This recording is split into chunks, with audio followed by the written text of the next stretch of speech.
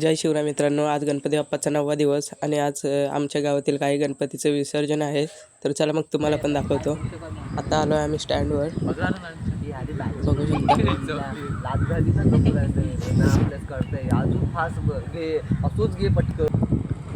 Sunset बघा किती मस्त दिसतोय.